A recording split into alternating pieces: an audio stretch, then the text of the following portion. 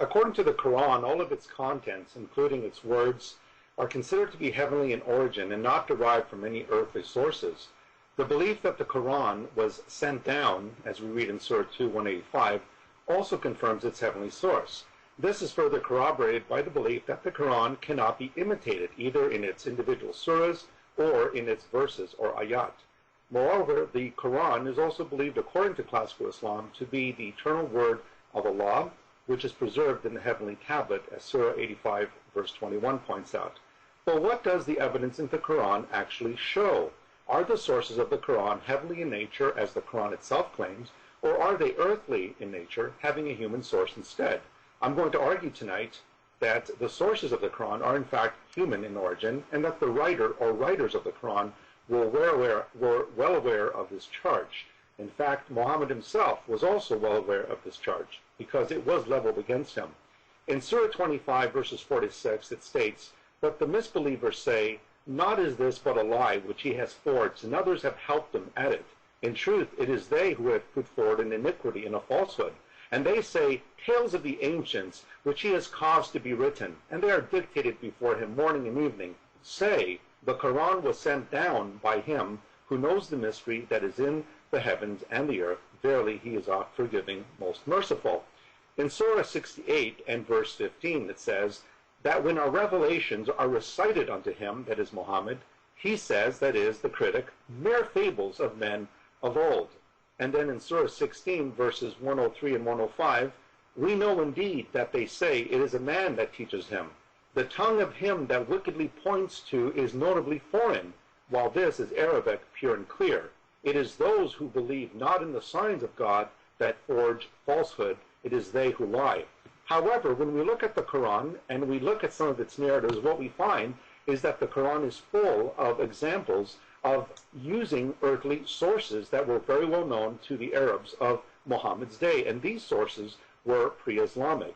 For instance, take the story of Cain and Abel, where Cain slays his brother Abel, and we're told in Surah 5, verse 31, that a raven was sent to teach Cain how to bury his brother. But this story was nothing new, because this story finds its sources in the Jewish writing Targum of Jonathan ben Uzziah, where he also relates in exactly the same fashion the story of the burial of Abel and a raven being sent to teach him. And this source, of course, predates the Quran. We also have in Surah 5 and Ayah 32 the statement that whoever slays a person, it's as if they slayed the whole world. Well, again, this source is not original to the Quran. It comes from the Mishnah Sanhedrin, where we have rabbinic tradition citing that very source. Other stories in the Quran that indicate that these sources are earthly in origin, for instance, is the story of Abraham breaking the idols of his father and being thrown in the fire by Nimrod, and then being delivered, as we see in Surah 21, verses 51 to 71. This story, of course, was very well known. It was contained in the rabbinic writing known as the Midrash Rabbah, where we have this story. In the Quran, in Surah 27, in verses 17 to 44, we have the story of Solomon and the Queen of Sheba, where we're told that Sheba came to Solomon's temple, and she went into his palace, and she thought that the floor of the palace was made of water, or it was water, and it says that she raised her skirt. These stories, again, predate the Quran. They are found in the Targum of Esther, a very well-known rabbinic writing, which, again, pre-existed the Quran by centuries. The story in the Quran of the scales being used on the Day of Judgment to weigh good deeds against bad deeds is attested in the Testament of Abraham, a well-known apocryphal text that predated Islam. The story in Surah 7 and verse 171 of God raising up Mount Sinai over the heads of the Jews is found in the rabbinic text known as Avodah Sarah. And we can go on and on. The seven heavens that are mentioned in the Quran are attested in the Zohar, a Jewish mystical writing that predates the Quran. The story of the angels being commanded with Iblis to bow down to Adam and worship him, which is mentioned in the Quran 7 times. This is a very well-known story that pre-existed Muhammad. It was known from the text known as the life of Adam and Eve. Christian sources, in Surah 18, verses 8 to 250, we're told about the story of the seven sleepers, This story was very well known in Christian folklore. It actually comes from the Latin work of Gregory of Tours, and it was the story known as the Seven Sleepers of Ephesus, which is a story relating to a 3rd century event where Christians went into hiding from persecution, slept in a cave for over 300 years, and then came out and realized that Christianity was triumphant.